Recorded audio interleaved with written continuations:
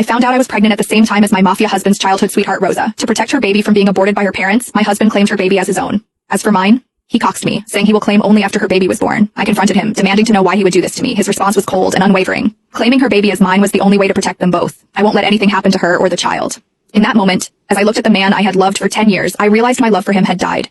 Not long after, my family condemned me, calling me a slut for having a child without a father and pressured me into getting an abortion. Meanwhile, my husband was in another city with his sweetheart helping her through her pregnancy. By the time he returned, I was already gone. I found out that my husband was accompanying his childhood sweetheart Rosa for her pregnancy checkup at my regular hospital this afternoon. Vincent, our baby looks so cute on the monitor. From the crack in the door, I saw Vincent's face lit up with a smile. Rosa was pointing at the monitor, and Vincent nodded, smiling back at her. If I didn't know that man was my husband, the father of my baby, I would have sworn they were a couple, happy and in love. Isabella Caruso, the doctor is ready for your examination, the nurse called. Vincent turned, his face drained of color, his eyes scanning the hallway. He must have heard my name. When his eyes landed on me, his mouth opened, but no words came out. I had been happily married to Vincent Falcone, my mafia husband, for nearly 10 years.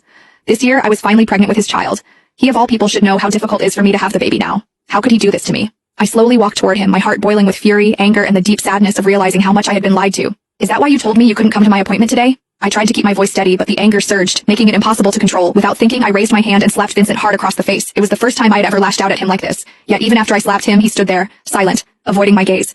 Your silence isn't helping, Vincent. You owe me an explanation. Vincent didn't move, but Rosa, who had been standing behind him, stepped forward, shielding him from my anger. Mrs. Falcone, Isabella, right? She said, her voice shaking. Blame it all on me. Vincent did nothing wrong. It was my mistake, Isabella. I'm the one who got pregnant. Blamed it all on you, huh? I scoffed, the bitterness in my voice clear.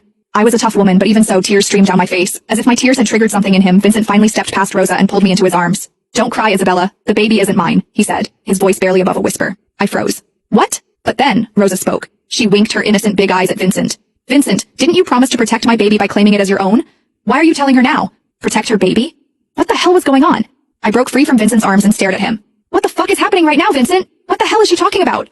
Vincent! Rosa called him too, clearly trying to stop him from saying anything more. But Vincent didn't hesitate. Isabella's my wife. She deserves to know. All right. Rosa's tear-filled eyes locked onto mine. If you really need to know, Isabella, Vincent decided to claim my baby as his, so he might not be able to claim yours. Vincent's face drained of color, but he stayed silent, offering no correction. But don't worry, Rosa continued, her tone suddenly sweet as she reached for my hand, her fingers hovering just above mine. Vincent said that even he can't claim your baby now. He'll adopt once you've given birth. Our baby will belong to the Falcone name, she added, her voice dripping with faux sincerity. I swear I saw a brief smirk twist her lips, but it was gone before I could be sure. I turned to Vincent, still silent, his head bowed as if he couldn't bear to look at me. Is this true, Vincent? My voice wavered as I forced the question out. You're going to give up on our baby to save hers? I'm sorry, Isabella, he whispered, his voice hoarse, barely audible. Tears welled up again. Is her baby so important to you that you'd abandon ours? Vincent hesitated, the pause slicing through me like a blade.